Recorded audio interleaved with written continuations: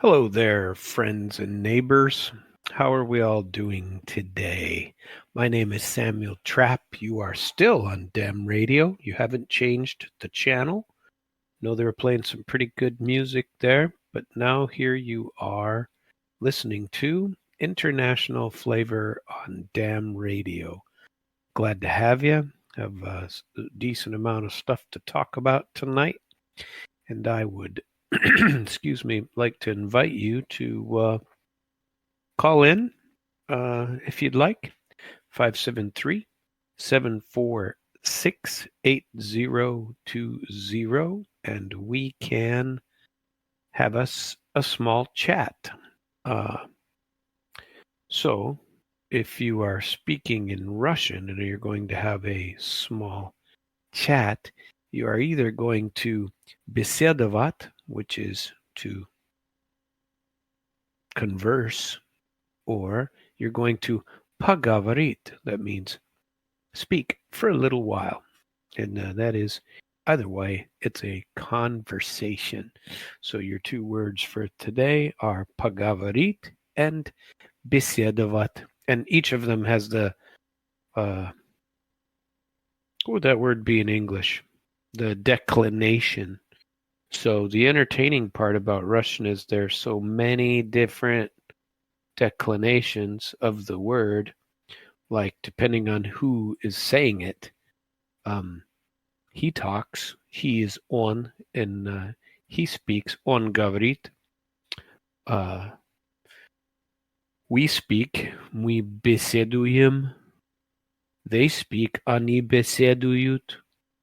And it keeps going on that way. And then there are any kinds of ways. So each word's got roughly 12 to 17 endings, depending on how you go to use it. That's what gets confusing and why you never understand why it's hard to learn Russian, because you spend all your time trying to figure out how to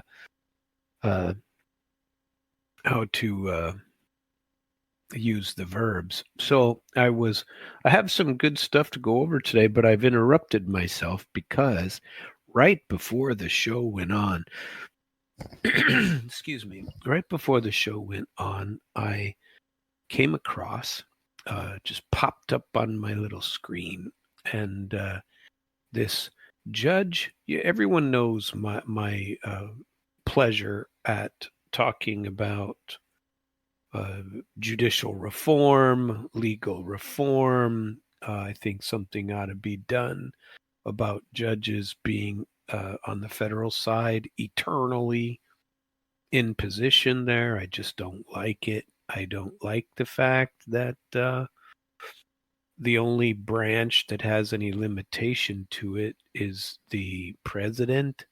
And so these legislators end up there forever because, once they seal in their power, you can't pry them out. And judges are even worse. So either let them all stay as long as they like and hell with it, or limit them all. It never did make sense to me how they would justify. They always did this in law school and high school, everywhere. Do you remember in high school or in law school why they pumped this false nonsense that judges need to be eternal? Because the law needs to change slowly, and we need to have somebody who isn't afraid to act based on. They don't want them elected either. They want them appointed. Except in Missouri, that's different. And there in Missouri, they're picked by the bar.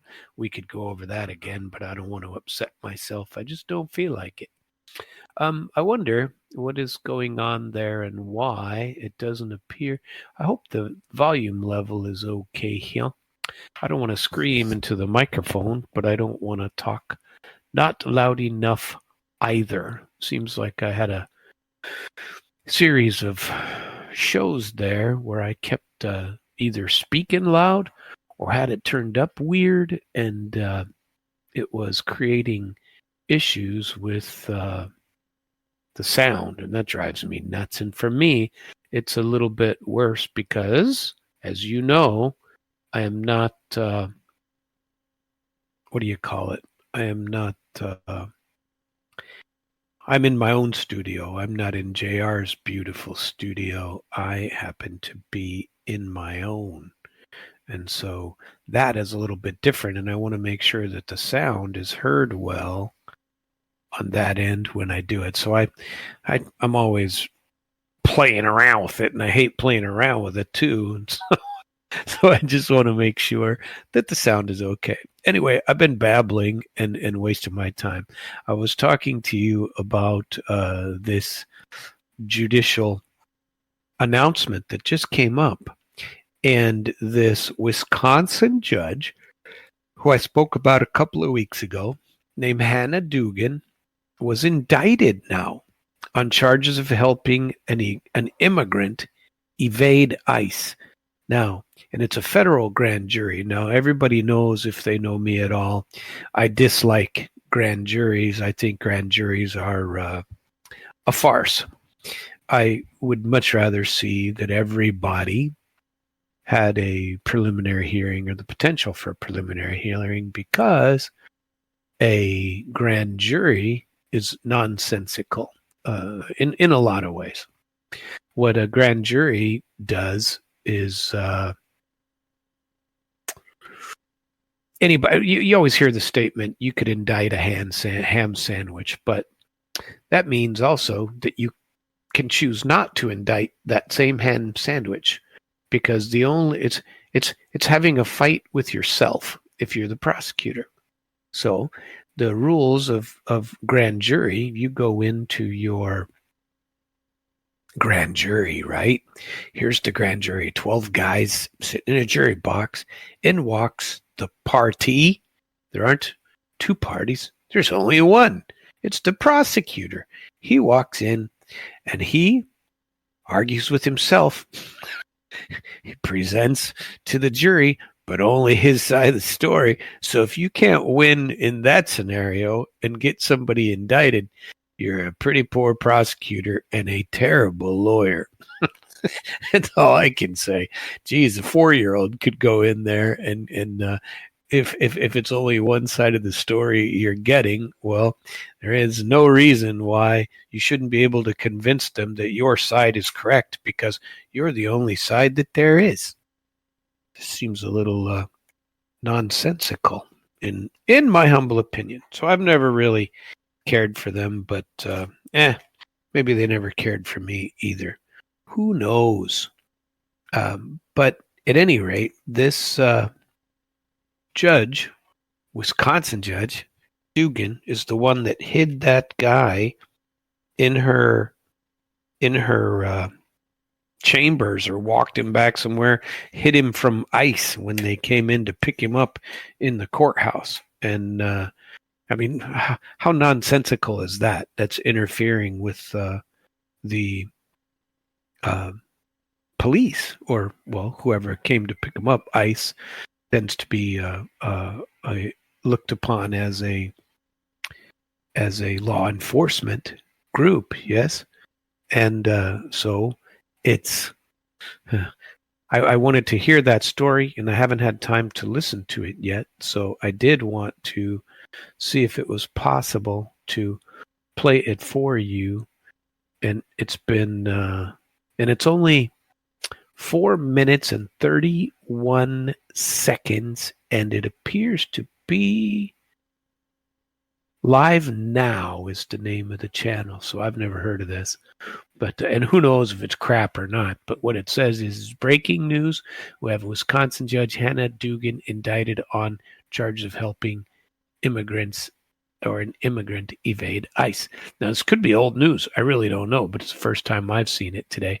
So here we go. Let us see. Hi, and welcome back here to Live Now from Fox. We do have some breaking news right now to report. Live picture there out of Milwaukee, a foggy Tuesday afternoon there. We're learning. I want to put this tweet up from our colleague there at Fox 6, Jason Calvi. And he has a screenshot there, a photo of the order itself, the grand jury indicting a suspended Milwaukee County judge, Hannah Dugan, on charges she helped a defendant escape federal immigration enforcement. This was a story we brought you about 2 weeks ago, and now there's a new development, a grand jury indicting the judge. Remember, the state Supreme Court there in Wisconsin suspending Dugan from her roles, from her duties as a Superior Court judge there. In the meantime, you see the New York Post headline, but in the meantime, the Associated Press has it as follows, that this federal grand jury, indicting a Wisconsin judge there, Hannah Dugan, accused of helping a man evade immigration authorities, allowing the case against her to continue. So you'll remember the arrest of Milwaukee County Circuit Judge Hannah Dugan escalated a clash between President Trump, his administration, and local authorities over the president's sweeping immigration crackdown. Democrats have accused the Trump administration of trying to make a national example of Dugan to chill judicial opposition to the crackdown. Now, prosecutors charged her in April via complaint with concealing an individual to prevent arrest and obstruction. In the federal criminal justice system, prosecutors can initiate charges against a defendant directly by filing a complaint or present evidence to a grand jury and let that body decide whether to issue charges. That is what happened here. Now, a grand jury still reviews charges brought by complaint to determine whether enough probable cause exists to continue the case as a check on prosecutors' power. If the grand jury determines there is probable cause, it issues a written statement of the charges known as an indictment, and that is what has happened. An indictment has been handed down by this federal grand jury. Now, she faces up to 6 years in prison if she's convicted on both counts. Her team of defense attorneys responded to the indictment with a one-sentence statement saying she maintains her innocence and looks forward to being vindicated in court. And there you see, that was the photo put out by FBI Director Kash Patel of Judge Dugan walking away in handcuffs to be detained. Now, prosecutors say she escorted Eduardo Flores Ruiz and his lawyer out of her courtroom through a back jury door on April 18th after learning that agents from ICE were in the courthouse seeking his arrest. According to court documents, Flores Ruiz illegally re-entered the U.S. after being deported in 2013. Online state court records show he was charged with 3 counts of misdemeanor domestic abuse in Milwaukee County back in March.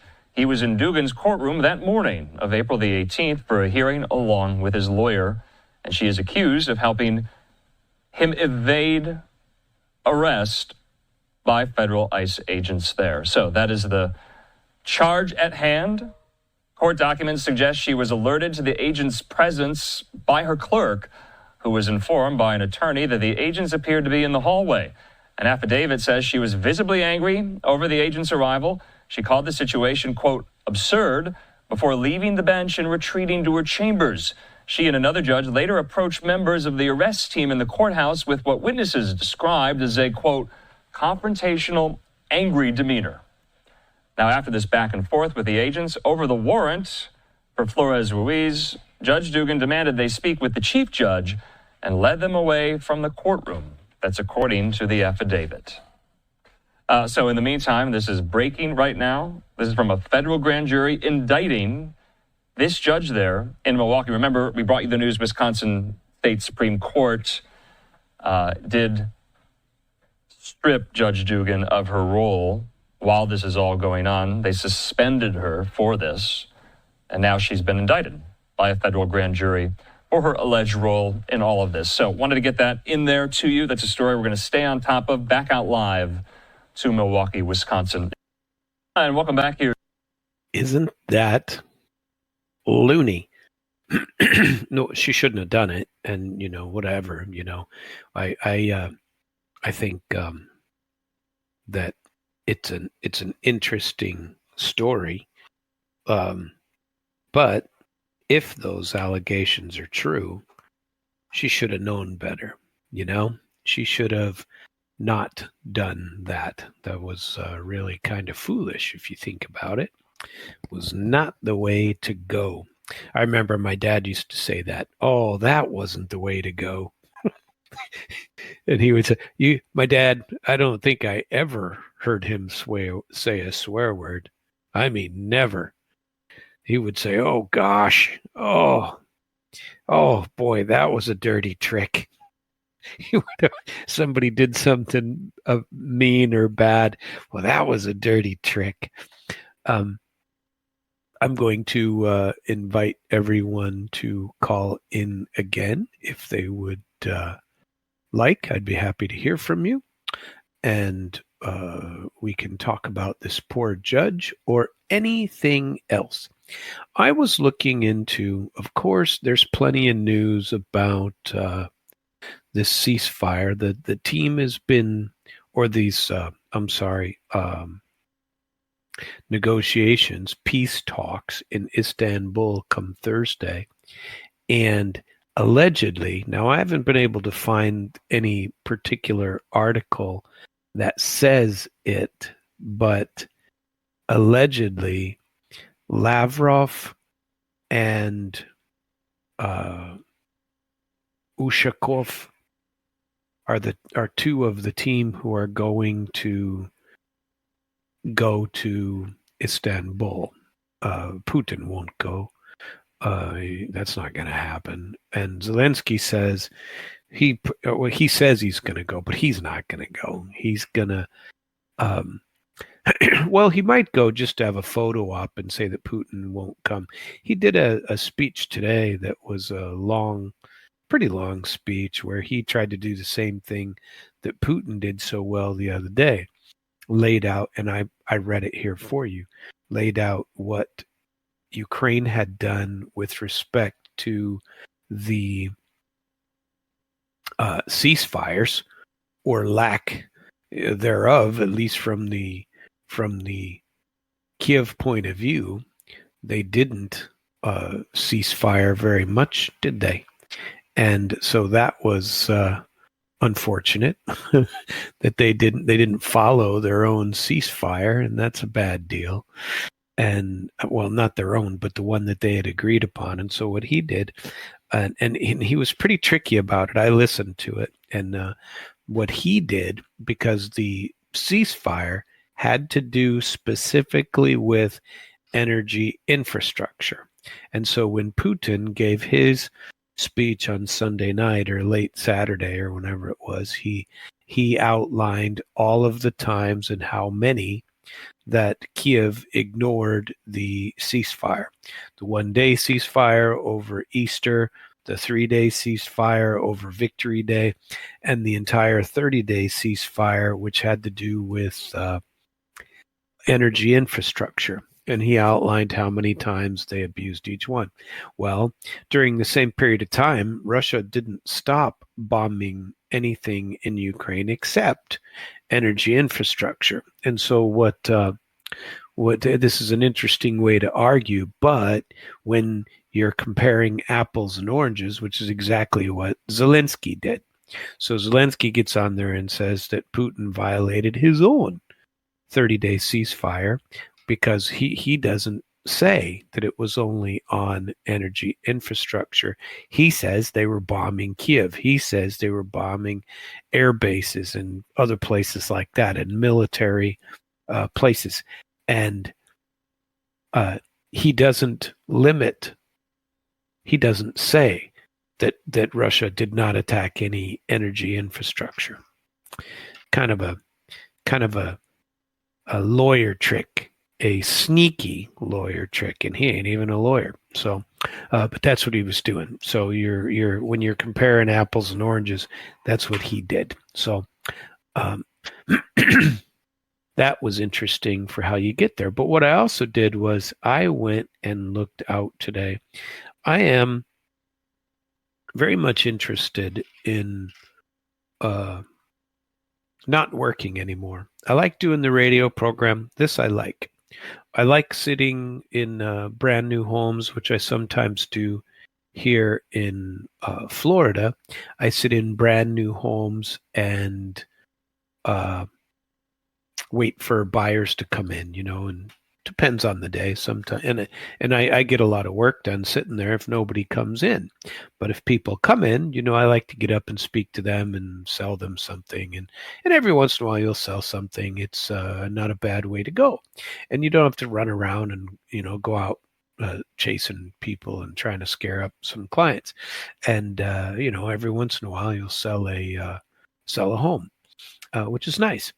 And at any rate, uh, what I was thinking was that I want to, and everybody knows that I have a travel fetish, that I like to travel quite a bit. And so I did, and some of you may read these before. It's especially interesting for people who like to travel and aren't afraid to travel. Now, as Americans, if I have any complaints, it's that people don't, I don't know, take enough time to travel. That they don't go to too many places. Many people don't want to go where you have to fly, for example, 20 hours. Now, the other day, I was listening to the show of Gabby Hayes because I like listening to him. I think he's very intelligent. He seems like quite the smart aleck to me. I've never met him personally. I've talked to him on the phone once or twice, I think, and or in the studio with JR or something, or call on a radio program, or maybe I just feel like I did. I don't know, but I like listening to him either way. And he was talking about how you don't want to get on an airplane these days because the system is such a mess, right? And planes are crashing, people are dying, helicopters are running into airplanes and stuff like that. And I was listening to him the other day, and he goes, "Well, that kind of limits you." So I was thinking, well, is that just the U.S. or is it everywhere? Maybe I should ask him to do a show on that. His show's very interesting. And by the way, if you ever need to check your schedule, which I insist that you do while you're listening to Damn Radio, you can go to damnradio/schedule, as they spell it in America, and you can see the schedule. And tomorrow is the big day, okay? And the big day is including the Gabby Hayes show. Maybe I'll call into him tomorrow morning and ask him a question and see if he will tell me if it's just as bad everywhere around the planet or if it's only here in America. And should we not want to do it? So tomorrow is the big day, okay? And it starts at 9 a.m. with the damn swag. And I've only listened to that show once, and it was a long time ago, but I need to do it again. It's usually I got stuff to do in the morning, and I'm running around. So I apologize for that. I'm going to make an effort and have my damn radio app turned on all day long. That's what I'm going to do. And then, because if you have it loaded onto your phone and your app is on, you will actually receive, what will you receive? Notifications that, hey, the damn swag is starting in whatever it is an hour. I think you get to set what it is, or it sets you at certain times. I see them on my phone because I have the damn radio app. And so the damn swag comes on, and then comes Gabby Hayes from 11 to 1. Then comes the JR Element in his really big shoes. And I don't think he has really big shoes. The way I remember it, JR has pretty small feet. So there ain't no way. Maybe he could fit both his feet inside of one really, really, really, really big shoe. I suppose that's possible. And then we have Ike Skelton. Got to tell you, I do plan on listening to Ike and Matt Burns. And wasn't it Ike's birthday? I think, was it yesterday or today? Am I crazy? I think I sent him a post on the old Facebook, and I said, "Happy birthday, Ike. Happy freaking birthday, Ike. How many years have you been 29?"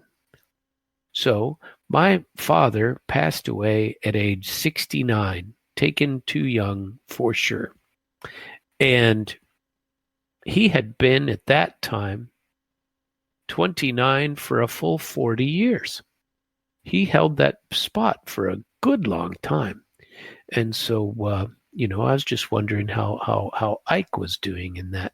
And I'm really just babbling today. I have my notes in front of me that I was going to follow, and I was going to be pretty detailed about it, and I haven't, because now I've spoken about the shoe, and then the Ike Skelton radio show, the Ike Skelton program, will be with us tomorrow evening. Very interesting. And right before me, well, an hour or so, but my show will be, of course, the same time that it always is, from 9 to 10:30. And I will expect you all to be in tomorrow after, and then you could give a book report. You can report on all 1, 2, 3, 4, 5 shows. I also wanted to give a plug to Thursday evening. So I am going to be speaking to my brother.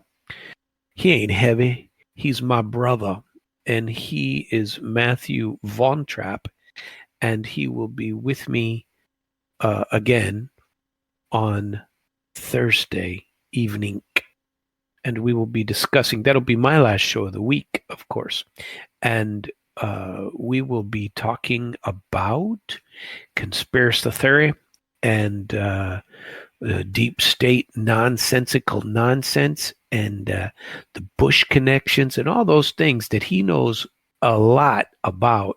I've found his 3 shows quite interesting. If you can go back to the through the Damn Radio archives, which you can find at damnradio.com/podcast, you can find those. And if you can't, or even if you can, you could also go to internationalflavor.com, and you will see all of my just international flavor, not all the shows on Damn Radio.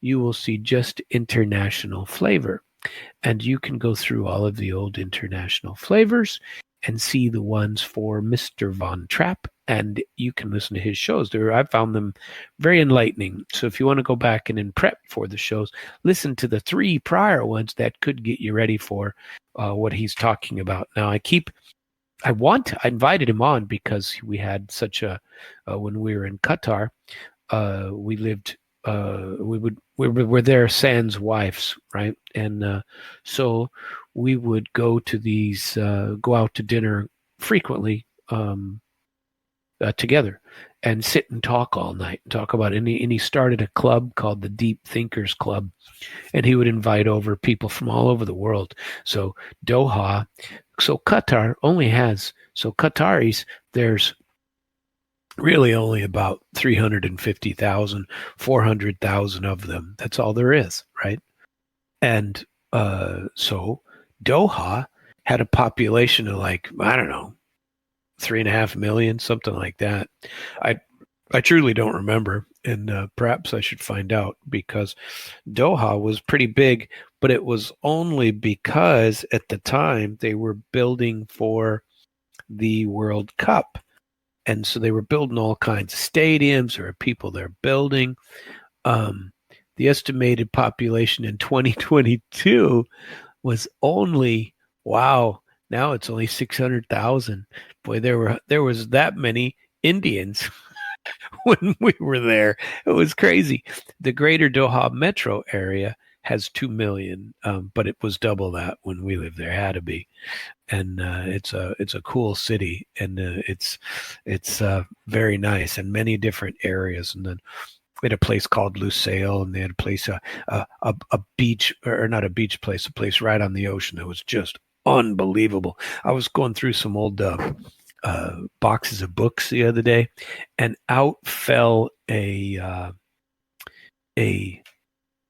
sales brochure, a book that they would pass out, that you could buy I'm getting up because I thought I saw it here. In fact, I sure as hell did. Here it is. Discover the Riviera Arabia. And then in Arabic, the same thing below it, at a place called the Pearl. So this Pearl, there were like a series of buildings, like 10, 15 buildings built in an arc around the bay.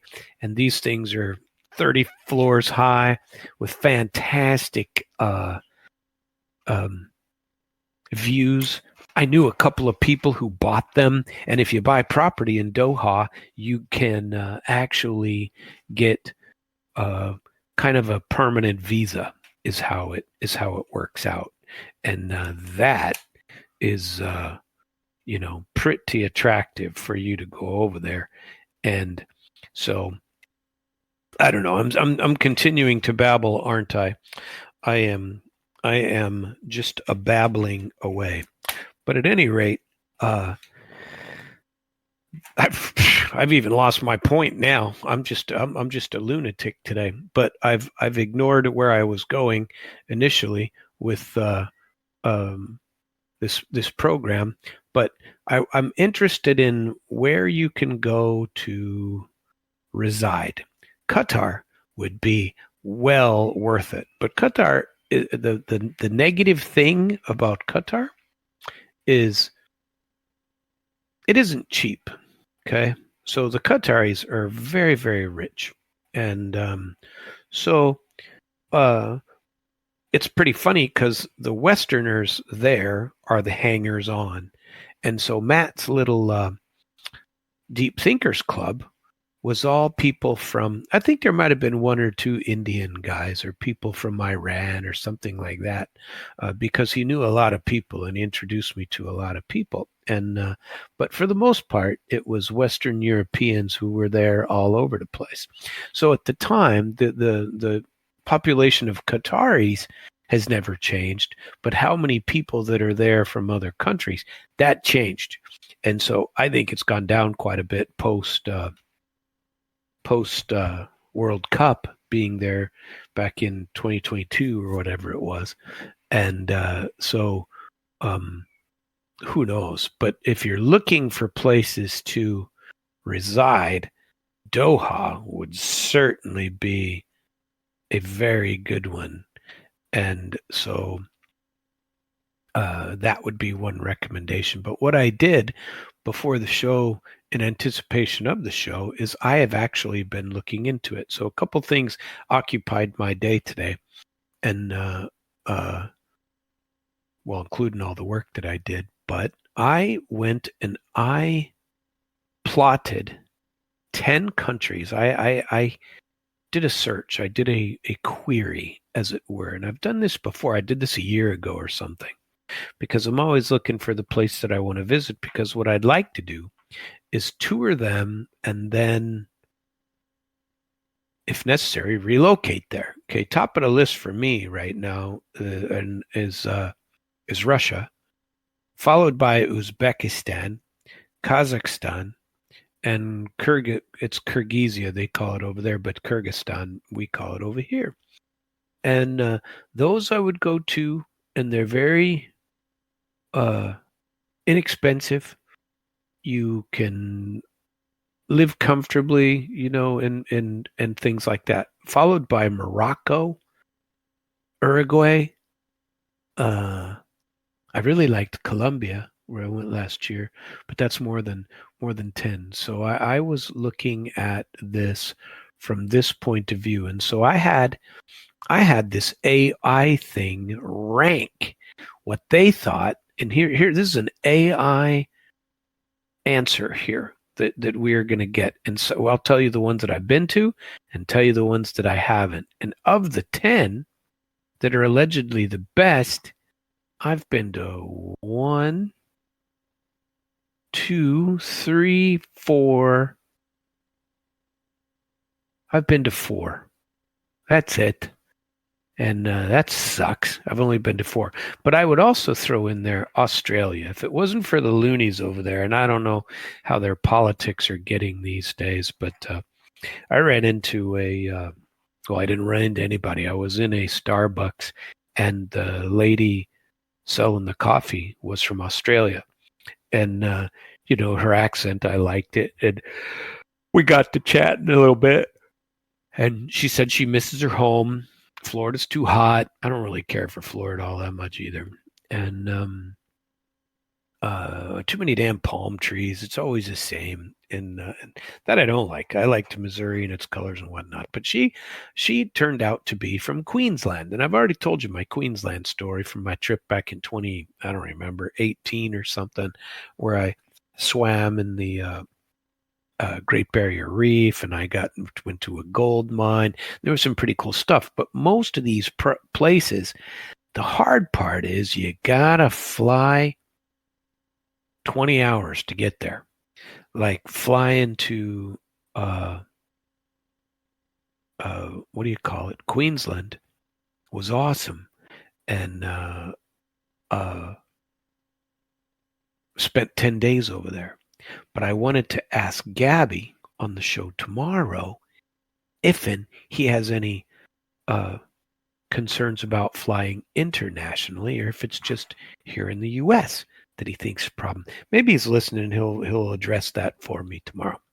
But I'm now going to start what I was planning to do in the program, because I've basically been babbling, and I gave a plug for my brother, a plug for Ike, a plug for Gabby, a plug for JR and his two big shoes, and even for the guy that I've only listened to once, but I'm a bad person and I need to fix that, and listen to the damn Schwag and Jimmy Tibu. And I maybe tomorrow will be that day. But here, according to AI Grok, the Grok AI, according to him, mine's a her, she speaks to me on my telephone, the top 10 countries for Americans to retire. Is somewhere sunny, affordable, and friendly. For Americans, the world offers incredible options. Now they're coming down, by the way, because some countries, did you know that Brazil is starting to require visas? That's irritating. I've been to Brazil, and you don't need a visa. Well, now you do. And they're doing some of the same things in Europe. You might have to get a Schengen by the next time you go over there. You'll have to get a Schengen visa when you go. The same stuff they require from Russia for Americans. Isn't that crap? And your driver's license isn't getting you anywhere. That ain't happening anymore. Anyway, for Americans, the world offers incredible options, but where should you go? So I asked it to look at weather, cost of living, and how welcoming it is to America. Ease of visas, cultural things, and safety. Safety being the best. And so this is what Grok came up with, friends and neighbors. Now, I want to, very much so, and I haven't yet, is go to Thailand. I have a brother who speaks fluent Thai, and I thought maybe he and I could go over there and chase little Thai girls or something. Wouldn't that be fun? But Thailand is number 10. So this is like, what was his name?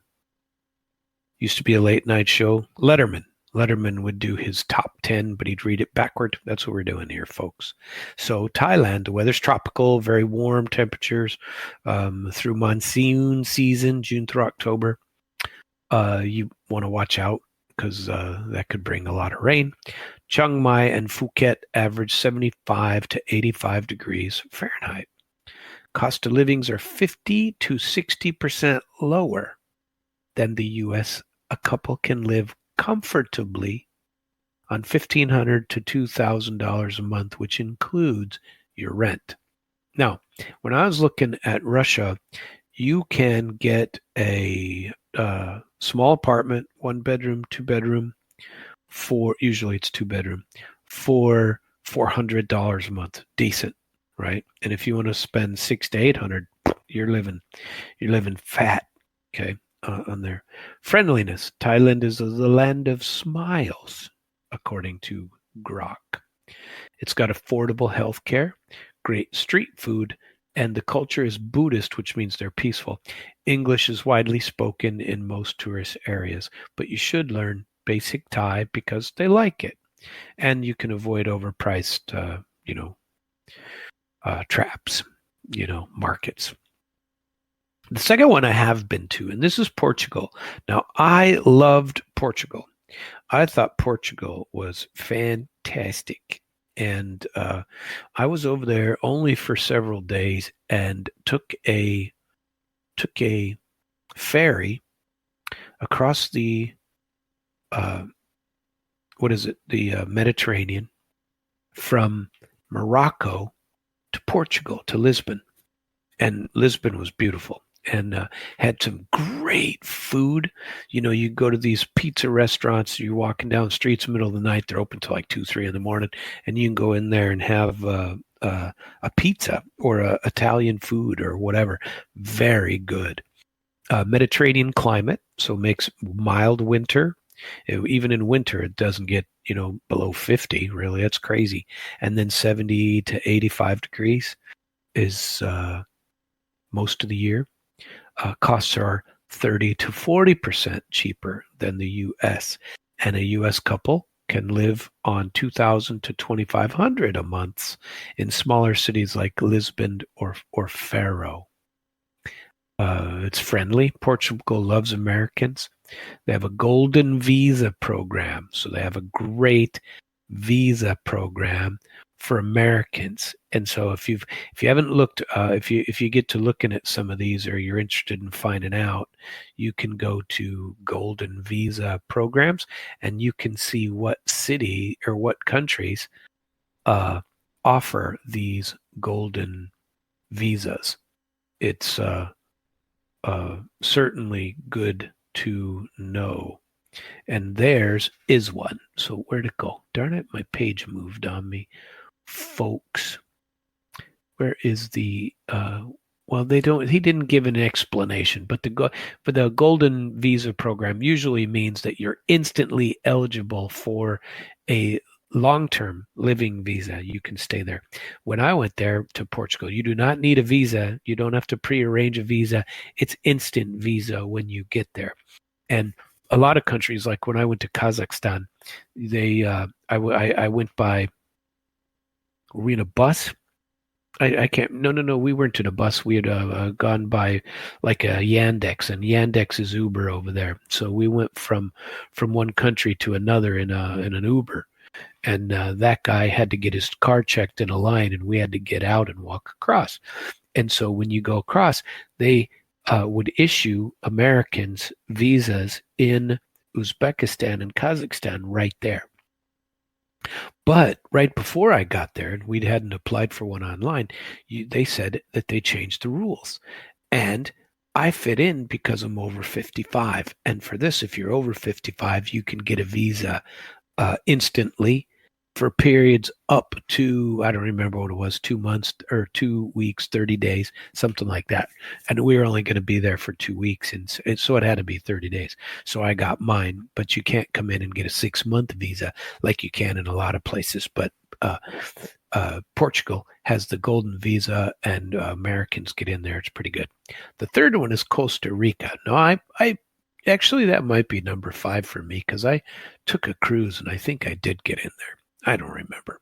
But if you have been to any of these countries and you'd like to call in and talk about it or have some suggestions on that, it's 573-746-8020. But Costa Rica, the weather is tropical dry. Season is December to April. Wet season is May to November, just like Florida. Just like Florida. It's 40% less than the USA. A comfortable lifestyle costs you about $1,800 to $2,200 a month for a couple. Okay, according to Grok. It's Pura Vida vibe is welcoming for Americans. The Pensionados visa requires a $1,000 a month income, which is easily met by most people's Social Security. Costa Rica has great beaches, rainforests, and a stable democracy. Healthcare is top-notch and affordable. Now, for me, one of the reasons I like Kazakhstan, Uzbekistan, and especially Russia is their healthcare is to die for, and it's extremely cheap. So they also have sanatoriums, and I've told you about those, so we won't go into that again. But those are fantastic. Where you like a spa where you go to for 10 days, 15, 20 days at a time. Very, very great places to hang out And especially when you're an older person, very good stuff because they take care of you. Number 7, and I haven't been there yet, is Panama. Panama. The weather is tropical, highs of 80 to 90 degrees Fahrenheit.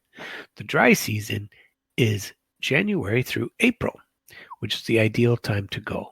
The cost is 30 to 50% cheaper than the USA. Now, I've heard the opposite. I've heard that Panama is pretty pricey because there's a lot of everything in dollars down there because of the pass-throughs for the ships and everything, and they use the US dollar. And so I think I'm not sure this is accurate, Mr. Grok AI, but they say that you can live there on $1,500 to $2,000 a month pretty easily. And so it's a good option for you. Panama is very friendly. Americans feel at home there because they speak English most places. Panama City is a modern, retirement-friendly place, and it's pretty close to the U.S. if you ever got to come back. The trouble with living on the other side of the planet when you got to come back a couple, 3 times a year is when you do, you got a 20-hour flight. So if you happen to live in Australia, that could be quite the gig for you trying to figure out how to get back and forth, or having to sit in a plane for so long. That can be west waiting. Number 6, Malaysia. And Malaysia, I haven't been to either. 80 to 90 degrees year round with a monsoon season in November to March. Kuala Lumpur is very popular, as is Penang. 50% less than the United States of America, meaning a couple can live well on $1,200 to $1,800 a month. Now, this is more like Uzbekistan, Kyrgyzstan, and those places are pretty reasonably warm as well. They have an MM2H visa program welcoming retirees, and English is everywhere. Modern place, very good food, close to Singapore for Medicare. So you can't really, Malaysia doesn't have the greatest of Medicare apparently. The Penang's Georgetown is a UNESCO site which has low rents and great expat opportunities. Now, the same goes for Uzbekistan. So the UNESCO is building the Silk Trail all the way across the former Soviet Union countries. So UNESCO sites are everywhere, and they're fantastic, and they pump buttloads of cash into there. Here's one that I really liked, and I reported to us. I think I was on Damn Radio several times from Colombia, the country. It's very, very nice. I haven't been to Medellin, but it says it's 60 to 75 years round.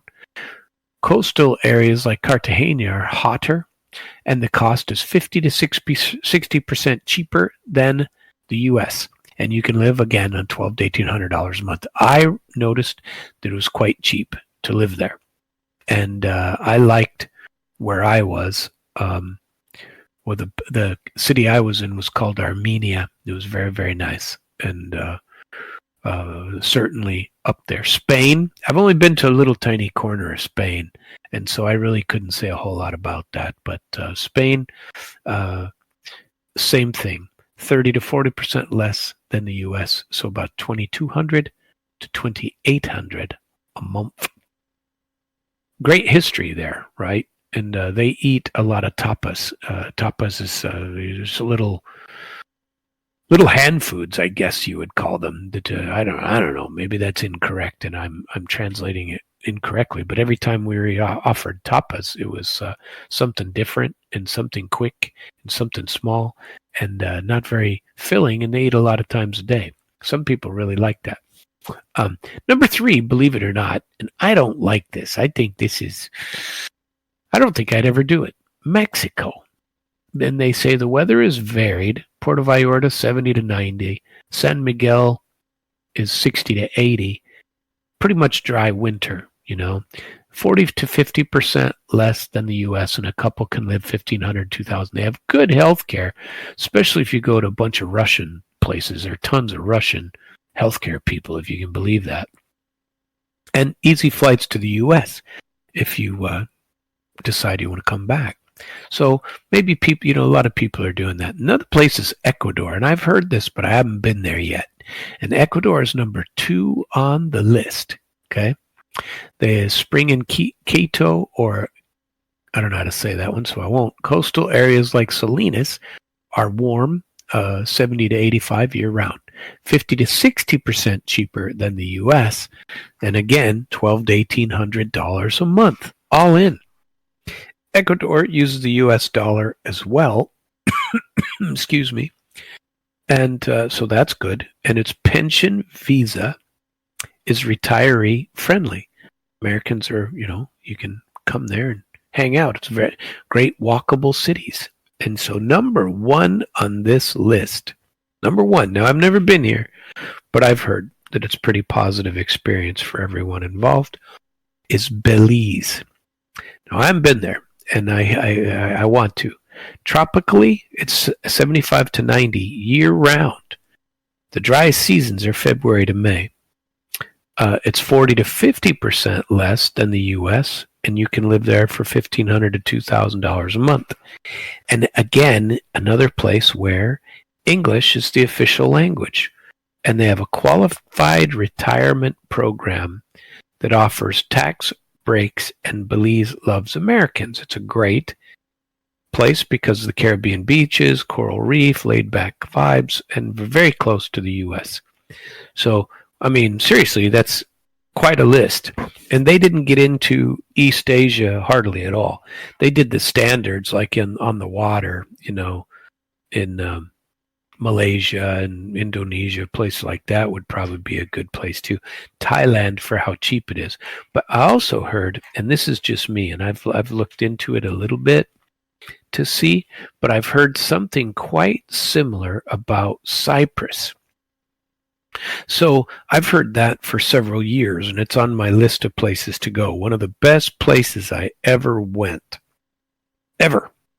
was to Greece and the island of Crete.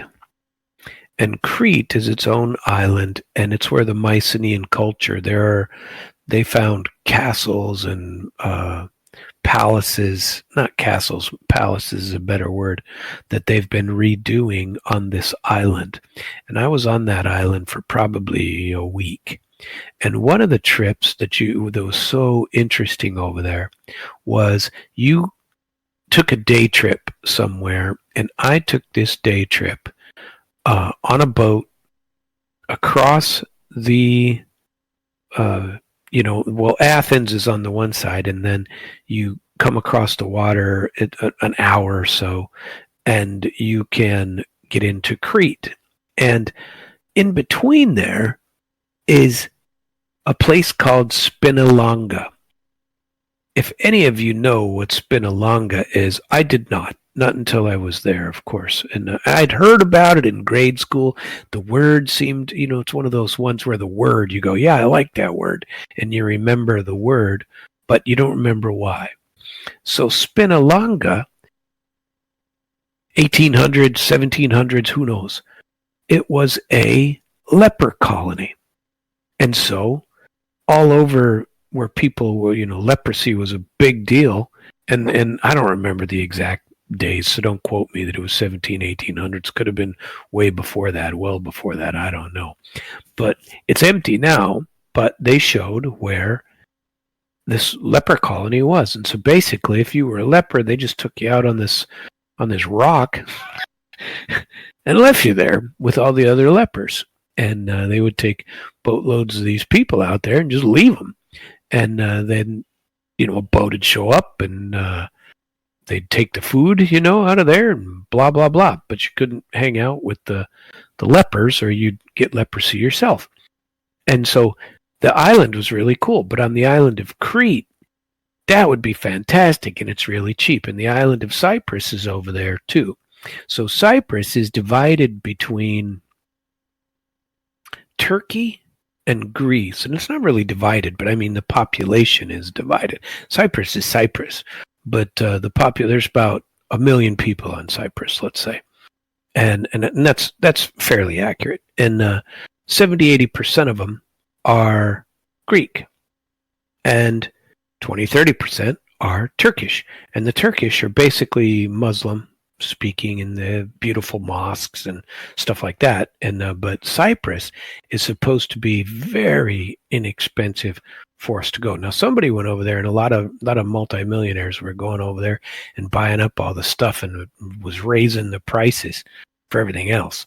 And since I was looking into Cyprus, because I wanted it to be on my list of places to go next, and that guy that I play his shows fairly often, Alex Christoforou, lives there. And so sometimes when we listen to him, he lives on Cyprus and he's out wandering around. It's very pretty. And I want to get my fat little butt over there at some point and check it out. Anyway, that is my entire list of places where to go. And I also had an idea, and I've been thinking about this for a while. So I know this guy, and I don't hang out with him all that often, but he and I worked together for a couple, 3 weeks here last summer somewhere. And very, very nice guy, very cool. And he's younger than me by, I don't know, 10, 15 years. Cool guy. I forget where he's from. I want to say like Ohio, Michigan, something like that. And but a real nice guy. And guess what this guy does? He plays poker. And so he goes and plays poker on cruise ships. And he goes to these tournaments, and they have these tournaments on the cruise ships. And if he goes over there and does his buy-in, he wins. I mean, he's a good player, apparently. And so he wins enough to stay, and they invite him back, and he gets to cruise basically for free. And I know another guy who goes on the cruises, and he works like as a dealer. So he goes and works in the casino as a dealer, and you only got whatever it is, your 8-hour shift, and you don't have a. But during the other time, you're free. Food's still free. Everything's, you're traveling around, and you got your ports of call, and you have things to do. But he gets a paycheck and a free cruise. And the guy playing poker, he of course gets a free cruise as well. And sitting there going, man, maybe people got to say, including me. And now I've been thinking about. I still say top of the list for me is, I wouldn't mind kicking the bucket in Uzbekistan, Kazakhstan, Kyrgyzstan. They're beautiful. Bishkek, Kyrgyzia was freaking phenomenal. I'd move there without a doubt. And that was a beautiful country, and lots of stuff, very inexpensive. But it appears there are a lot of options, and so I would like to tell you those options. There was another these cruise things, so I got to looking about that on these cruises, and I copied a few of these to give some ideas. But get this, here's a cruise to Indonesia. Do you know you can get on a cruise ship for like 30 days at a time?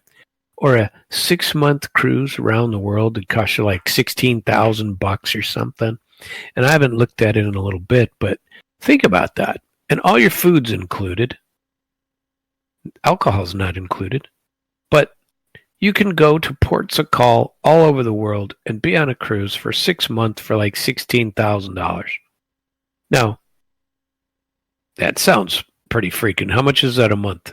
That's 16. It's 2 to 28, 2,500, something like that, right? 2,500 a month. That's the same that we're talking about as far as going and living in Cyprus. Well, it's double what it would cost to live in some of the places that I was considering, because some of them you can live for 1,200 to 1,700. But what difference does it make if it's 2,500? And you're on a cruise ship for 6 months? Oh my gosh, get rid of your house. When you come here, you buy a motorhome.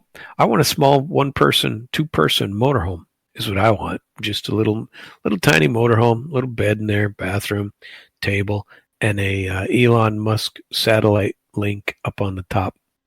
And then, so 6 months cruise in the United States in your little motorhome, or a big one. I don't give a rip. But I think people are starting to figure out that there are other places in this world. A 10-day trip to Indonesia you can do for, where is this? The 10-day cruise to Indonesia comes in at around $3,200. That includes your airfare, by the way. And so, 10-day trip to Indonesia from Miami, including your airfare, is less than $3,000.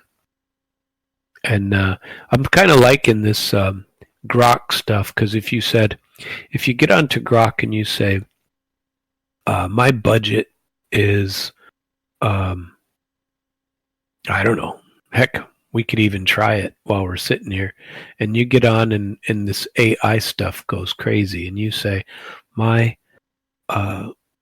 is it? Did I screw this up? I might have. I have to start a new chat with it. So you can set up Grok to speak to it on your phone, and it'll answer. And she's kind of cool too.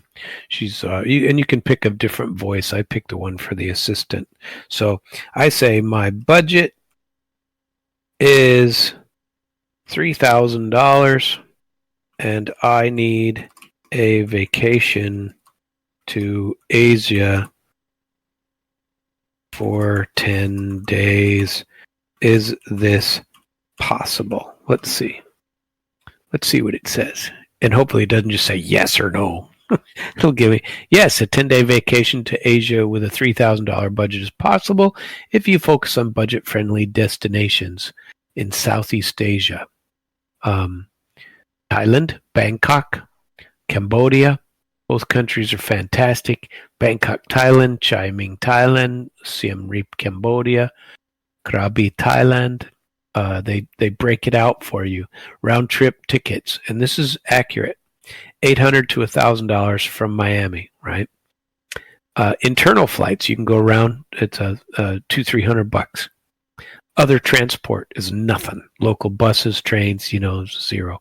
Accommodations for 10 nights. Get this. A hotel is $8 a night. How about that? Street food is great over there, and you can eat reasonably for $10 to $15 a day.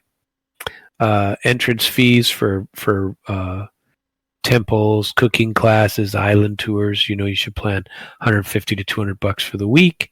Visa fees are usually $30 to $60, depending on where you go. Insurance, even travel insurance, $50 to $80, $100 spare, and your total trip cost is $1,600 to $2,200 for a 10-day trip. So I'm starting to like this Grok answers and answers. I mean, geez, you saw how fast I typed that in and how quick it came back. And I have done literally pages of things where I get in there and I ask it a question and I go on for, I don't know, I type a full page and tell it what to do. And it comes back with some extremely detailed searches for me and information and where to look and how to find this and where to go with that and recommendations at the end. It's almost scary because now you can turn your phone on and you can just ask your phone to do it. And it's not like, hey Siri, hey Lexi, or whatever it's called, that you ask this just a question and it'll respond. This thing is deep and it will come in huge pages worth of stuff. Crazy sauce, I say. Let's see. I was watching some Star Trek earlier. We need to get away from that. Well, I can't go a full day without saying something about what's going on with these peace talks coming up allegedly in Istanbul. And I've heard that Lavrov and Ushakov, I said that at the beginning of the show, would be coming in. And I don't know. We shall see. Brussels is going to sideline Hungary on Russian sanctions. They're going to change their rules. This was one of the most interesting articles I read all day. So if you don't like the way people think, you change the rules to exclude them. Sounds just like America.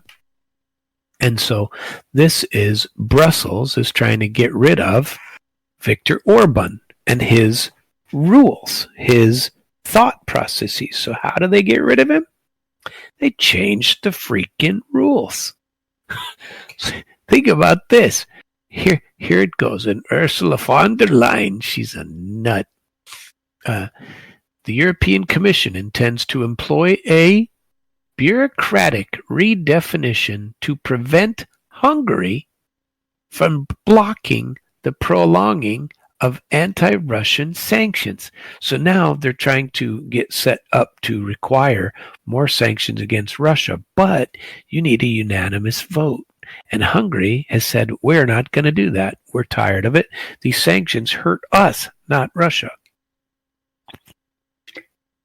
Sorry, I had to take a sip. EU sanctions targeting Russia over its role in the Ukraine conflict require unanimous renewal every 6 months, and the current term is set to expire the end of July. Hungary says the measures harm the bloc's interests more than they damage Moscow, and has blocked several key decisions on Kiev and whether to allow them to do anything or giving money to Kiev all the time. While Budapest has not formally vetoed any sanctions, it has repeatedly threatened to do so. The European Commission's proposal would reclassify the sanctions in order to allow qualified majority vote rather than insisting on a unanimous vote, said the newspaper. This could involve framing the restrictions as capital control and trade measures or possibly as unilateral initiative. For example, the immobilization of Russian assets under EU jurisdiction could be recast as Belgian national measure since Belgium holds most of the funds. So they just change the rules, right? Nonsense. We're focused on Plan A, said one of the officials, but there are discussions on the legal basis of alternative options. This develops lack of trust, according to Viktor Orban. Well, of course it does. But it's most important that you hate Russia. That's the important part, right? If you're in the EC or in NATO or anywhere else in the world, you must hate Russia. So remember the thing I was talking about, whether or not there was a Coke with old Macron the other day? There was an opinion piece on it, and EU's annoyingly fake unity is as brain-rotting as any illicit substance. And maybe that's why Macron looks so lost. I like that article. It's pretty good. You ought to have a crack at it. I did want to talk about one more thing. Where'd I put it? I wanted to give kind of a BRICS update. If you people haven't heard, so we know now that there are refugees coming to the United States from South Africa, and these refugees are South African whites that are coming here, right? And that is a rarity. With your refugee status, unless they're coming from Ukraine, they're definitely white. They're so white, they're extremely pale.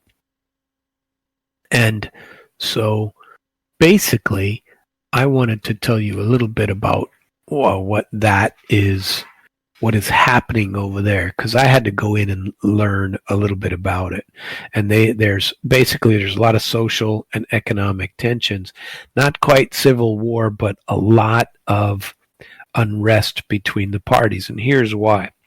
So South Africa has one of the largest It's called a scale, and I had never heard of it. I had to go look it up, but I understand it the same way that we would understand it. The rich keep getting richer, and the poor keep getting poorer, and there is no middle class. That's especially true in South Africa. So you're either on the money side or not. And they have this scale. Apparently, there's a scale of what they call it. It's called a Gini coefficient, Gini. And this Gini coefficient represents how poor your poor people are in relation to how rich your rich people are. And plus, they've been playing around with land over there and resettling some of the land after generations of it being in one hand or the other. So they're taking land away from the whites and giving it to the blacks in a lot of cases. And in South Africa. So there's a lot going on over there. And recently, so 2021, there were riots. There was killing of over 300 people and all kinds of problems over there. And so the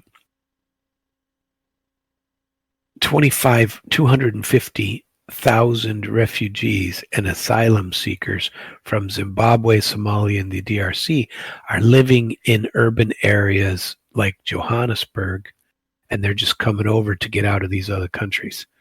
And so it's creating a huge amount of pressure on there. And so things are not going well over there. Refugee status is taken care of a lot of countries, Europe, South Africa, England for sure has, and people are tired of it. And South Africa has been growing quite a bit because of its association with BRICS, right? And the BRICS organizations, their GDP was actually went up higher than what ours did. Ours went down, but South Africa's GDP went up in 2024. And so this is a good thing, but they have such a high split between your rich and your poor that it is still causing problems for them. And so, hopefully that gives you a little bit of insight into it and see what is going on with that, because I don't know enough about it. And it seems like nobody really talks about it. And I don't understand why. If we have people coming over here and seeking refugee status in America and we don't know why, and they're coming over from South Africa, it just doesn't make a lot of sense. And if they're coming over, so when you read these articles that come out and they say that all these people are flooding into South Africa from places like Zimbabwe and Nigeria and wherever else, and then people from South Africa are coming to the United States, maybe you should look at your immigration policy, because it's causing unrest and causing all that. But there's a lot of BRICS countries that are their population is going. And the last thing I wanted to do today, and it won't take me very long to get through it, I did want to talk about BRICS and what is going on with BRICS. So the summit keeps getting closer and closer. And I am very interested. Now, you know how many people showed up for Victory Day in Moscow. Oh, and by the way, where'd that article go? Because I wanted to share that for you. Man, did I delete it? That would suck. Because I'm not going to be able to find it again. And it was, there's people in the EU. Oh, here it is. The EU is investigating MEPs over a Moscow visit. Okay. So officials in Brussels have officially started investigations against anybody that went over for Victory Day. So everybody knew that they were saying they were going to do this to Vchitz and Fico. But on top of that, there were a bunch of people, like 10, 12, who went over that are not necessarily in the EU, but they're part of the EU, and now they're being investigated. So, a member of the European Parliament claims he and other lawmakers who traveled to Moscow are facing an investigation on their outreach to Russia. And they're from where? Cyprus. So these people are from Cyprus, and they visited the Russian capital with other lawmakers on Victory Day. In a video posted to X on Monday, he said that his trip was not liked at all in the European Parliament, and they have already started to investigate us, the people who went. He openly criticized the EU's combative stance on Russia and Ukraine. He argues that Brussels should prioritize diplomacy over supplying weapons.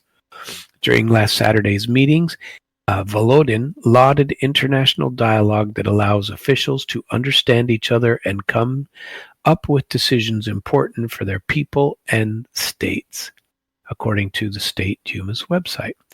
Other guests at the Russian parliament, so they visited the Russian parliament. That's what they were doing, exchanging views on law and creation of law and stuff like that, and celebrating Victory Day with these people.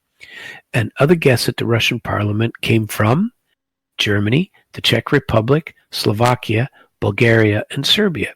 The visit coincided with Russia's Victory Day commemorations. The event drew blah, blah, blah. We know that. And here's what Fico said. I consider today's trip to Moscow to be very successful because he got to have senior talks with officials from Brazil, China, and other countries on the sidelines of the event. Vucic actually spoke from Moscow's Red Square. And so I thought that was interesting. What do you get now? Now we're going to investigate these people. Nonsense. Nonsense. I agree that the war needs to end, but the way that the European Union and these loonies are going about it, it's just wrong.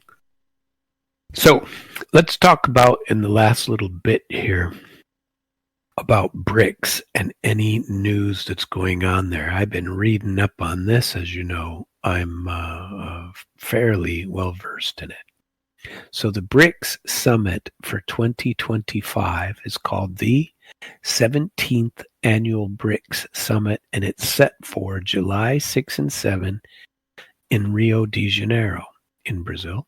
And Brazil, Russia, India, China, South Africa, and new members, Egypt, Ethiopia, Indonesia, Iran, and the UAE represent, at a minimum, 28% of the global economy. Okay, we haven't talked about this in a while. That percentage keeps going up. So the biggest news coming out of there is as follows. There's a push again for de-dollarization. Okay, now they're not going to create a BRICS currency like we've talked about before, but you cannot stop the way or what they are doing. If you're Donald Trump or not, you cannot stop it. There is no mechanism for him to stop it. What is he going to do? All he can do is threaten sanctions and stuff like that, and it's not going to work. Okay, because they're already doing it. So think about this. Last year they talked about BRICS Pay, the BRICS Pay system. And the leading charge for local currency trade is BRICS, of course, and it is leading to more U.S. de-dollarization, not using the dollar, right? So they already have a trans-border payment initiative, but they haven't created anything with blockchain or anything with their own currency, nor do I think that they're going to. What they've been doing instead is everybody trades in their own currency. So if South Africa buys something from Brazil, they pay them in the, what is it in South Africa? I can't remember. Krugerrand? I can't remember. But so Russia buys from China and pays rubles. China buys from Russia and pays in the yuan. And the same goes with all of them. And get this statistic because it keeps going up. Okay. Russian Foreign Minister Sergei Lavrov said 67% of all BRICS trade uses national currency. Now that is way up. The last time I looked back in, admittedly, it's been a few months. Heck, it might have been all the way back at the beginning of the year that I looked. Back then it was only 40. Now it's 67% of people of BRICS trade together is paid in their own currency and they're not using the dollar. That's because India and China are leading that charge with Russia. They're not paying in dollars. They're using each other's currency and exchanging it back and forth, which means more people are going to want to join their system because they don't want to rely on the dollar. I gave you that information the other day about what's happening with the dollar. They're also, this 2024 had some big 2024 units currency, but they aren't, it is not in 2025 seeking to create a BRICS currency.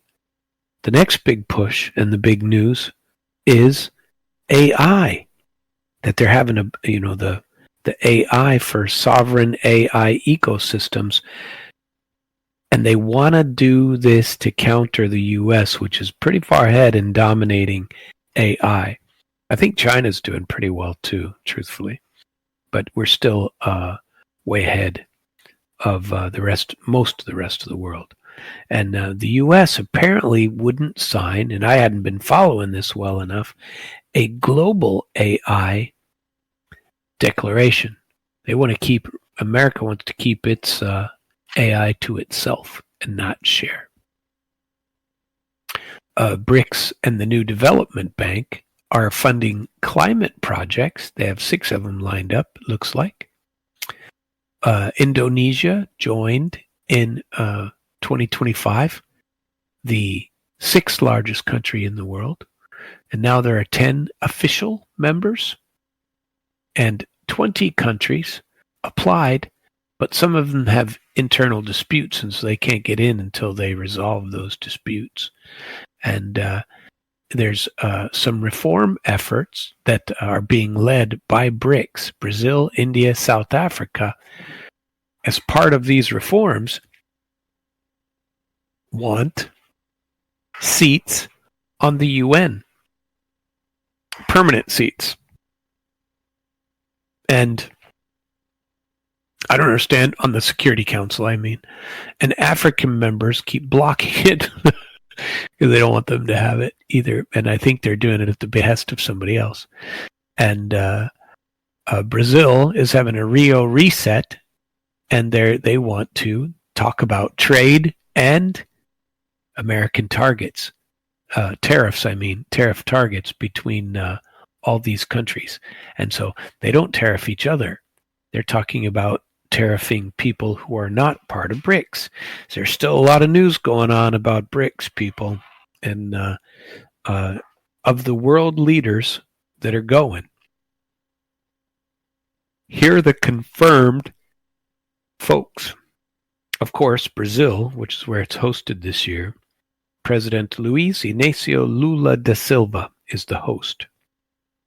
President Putin is unlikely to travel to Brazil this year because of an ICC arrest warrant. So they won't arrest Netanyahu or many other criminals, but you can bet that they'd probably try to do something about Vladimir Putin. I don't put it past any of them. My trust of government is zero, and that's normally I talk about the U.S., but that doesn't mean I trust any of the other ones. I just think, of course, that ours are here. India, Narendra Modi is planning. Xi Jinping is planning on attending.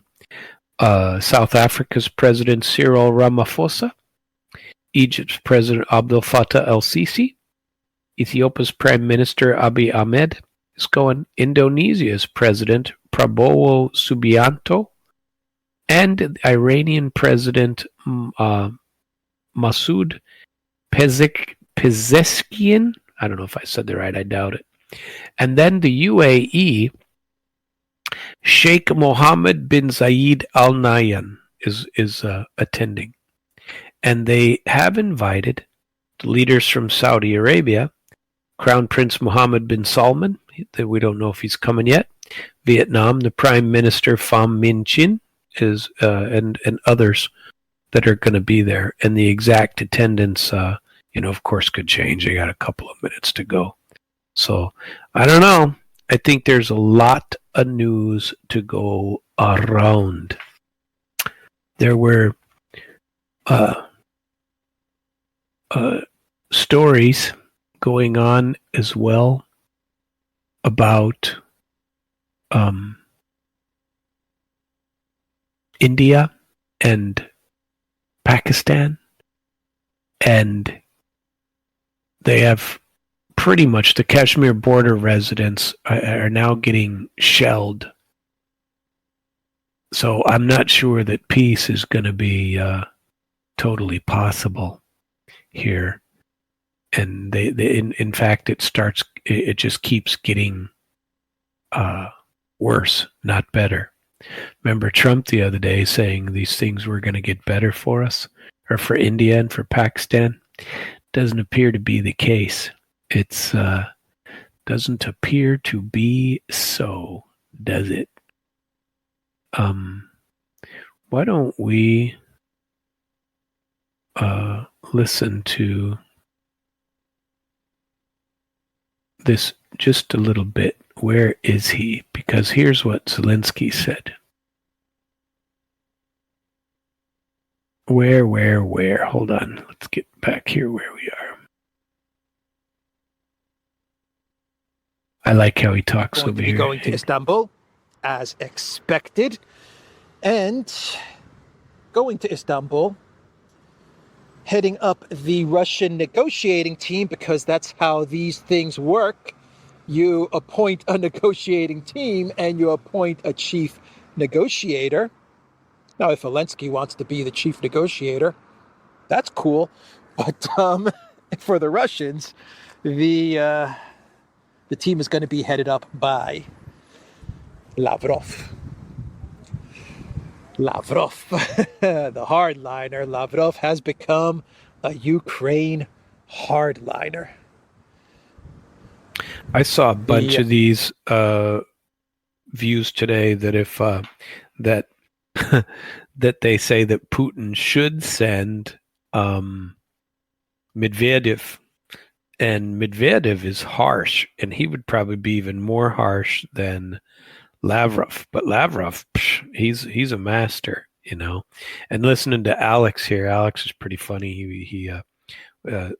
This is the only place I heard the news, and I haven't been able to find anywhere to correspond it, because I listened to his show a little bit earlier, and I haven't found anywhere to correspond or any source in Russia anyway that confirms that Lavrov and Ushakov are going to be the negotiators on the side of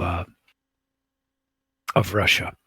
And there's a lot of talk about the Green Goblin going and not going, and he keeps changing, but I don't think he's going to go. But that's me. So, at any rate, that'll wrap us up for tonight. I did want to tell you that it's tomorrow's our big day, and our big day on Wednesday. It's plenty for you to listen to and to call in and talk about. And if we go to the schedule, we have tomorrow starts out with the Damn Schwag, and then goes on to the Gabby Hayes Show, and a really big shoe, or two of them. And the Ike Skelton Show will be on tomorrow evening. And then I will be back here at 9 p.m. And happy to be here is what I have to say to you. I appreciate each and every one of you showing up tonight and listening to the show. And I'm glad that you do. And I like doing it. And I hope that you join in on Damn Radio. If you want to go to internationalflavor.com, you can get every prior show and download it as a podcast or listen to it on the app. And you can do the same thing at damnradio.com/podcast and get them too. Thank you so very much for attending, and I will see you